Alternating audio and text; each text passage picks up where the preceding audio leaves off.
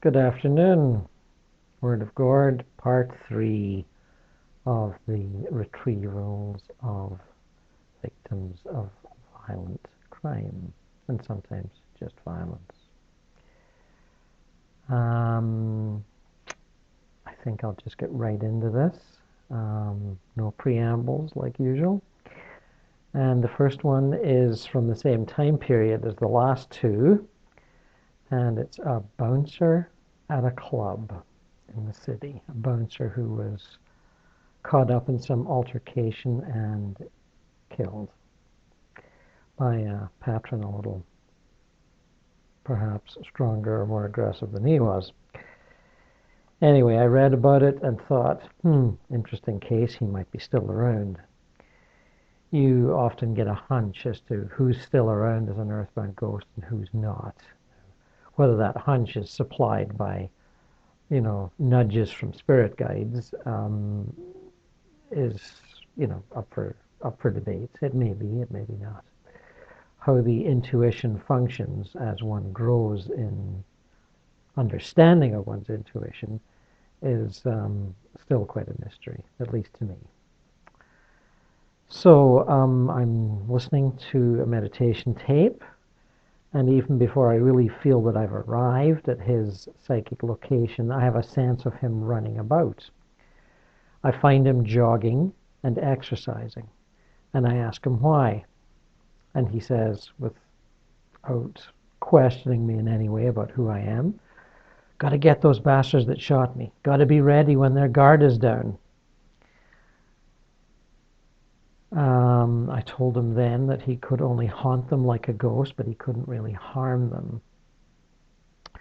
He seemed miffed, disarmed, as though his ace card had been taken away. That would suggest that he was actually believing me right off the top of the situation, but sometimes that happens. He seemed like a guy used to getting his way, I thought, and motivated by vengeance. I then mentioned the memorial service of a few days ago, and he said, yeah, those folks said some real nice things about me, and, more to that effect. I asked if he wanted to check out the afterlife, maybe hang with some other athletes, and he said, yeah, sure. So I asked him to take my hand in his. He finds this funny as my hand is so much smaller than his. We've seen that one before. I tell him to close his eyes and we switch levels. Immediately we land in the park in Focus 27, usual spot on the rising ground with trees on right. I mentally ask for someone from his culture, and a grandfatherly black man approaches and introduces himself. I say grandfatherly, and I wondered even if it might have been his great-grandfather. I'm not sure why I had that thought, I just did. The bouncer himself is amazed at the whole thing, especially as I make my farewells quickly, reminding him not to go back, but to stay here and be happy in this heavenly world. And I answer another question. Yes, there's all kinds of sports here. Take your pick. And that was it. Just as easy as the last couple. And I've got a note here. Maybe it's time for a difficult retrieval, so I'll believe it's actually happening. And this can be a problem with retrievals, is that they get so straightforward in, 80, 90% of the cases, that you go through the motions of the retrieval fairly quickly, and it's done, and you think, did that really happen? Or did I just make it all up? And Bruce Moen mentions this in his first book, and you wonder why he's so concerned about it until you actually learn yourself. And the only way to get around it is to try and get some information that you can later check. It will work as a verification. And this can be quite difficult to do. But I did get a couple of verifications of retrieval situations that were later panned out by relatives of the deceased. Not this one, unfortunately, but you do get them sometimes. So let me move on now to a young woman, school girl, high school girl, again, 7 or 8 years ago. Won't mention her name. She was the victim of bullying in the school that she was at, and I encountered her fairly easily at Focus 23. The Focus 21 to 23 is the transition area between this world and the next. And she seemed a bit shy and ashamed, and explained that she'd killed herself to escape bullying from other girls and was actually afraid that she might get killed like Rena last year. And Rena was a girl that did actually get killed by friends, well, so-called friends, from her neighborhood. And it was a famous case here in Canada, Rena Verk. And I told her who I was and how I like to help the lost and the confused and just anyone that needed like anything in the afterlife. I would just go around and try to help. Did she want to go to the afterlife? Could people like her go there? Really? Was I sure?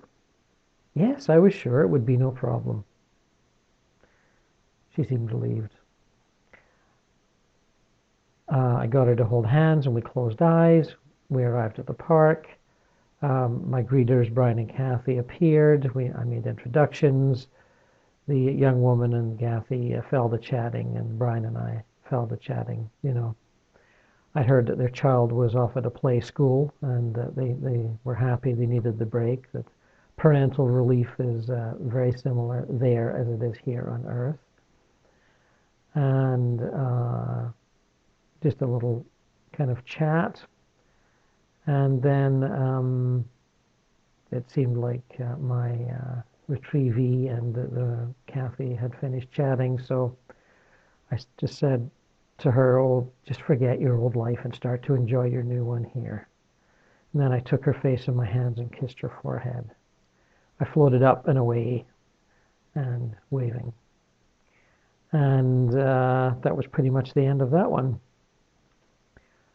And is there another? Oh, yes, the young woman out cross-country skiing in the Rockies who was attacked by a cougar and found, I'm not sure how many days later, but some days later, 2 to 3 perhaps. And I checked the situation out and found that she had been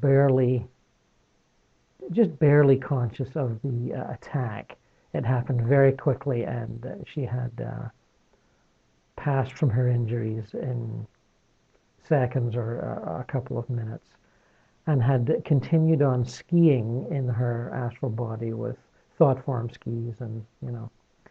And you should understand that every landscape here on Earth is replicated in the astral plane. So there are astral plane Rockies with great valleys and skiing hills and all the rest of it. So she'd been skiing on and just having a whale of a time, as far as I could tell. She found that, how have I got here? She was loving her new closeness to nature, and she found that she could merge with whatever she looked at. It was marvelous. And why was I so interested? Her case had made the national newspapers. I said, didn't she know? No. She seemed surprised, very surprised. I filled her in on a few details of her sudden fame, and then I told her how to contact her grieving parents. She said she'd already tried, but to no avail. I told her to wait until they were asleep and get them while they were out of body. I mentioned also the upcoming memorial service and how it would affect her, the magnetism of the strong emotions, and told her, as I told others, not to resist, to just go with it. And also that she could continue skiing just for as long as she wanted, since she was loving it. Why not? Why would I take her away from something that she was loving? So anyway, again, I helped her meet someone who helped her transit, and then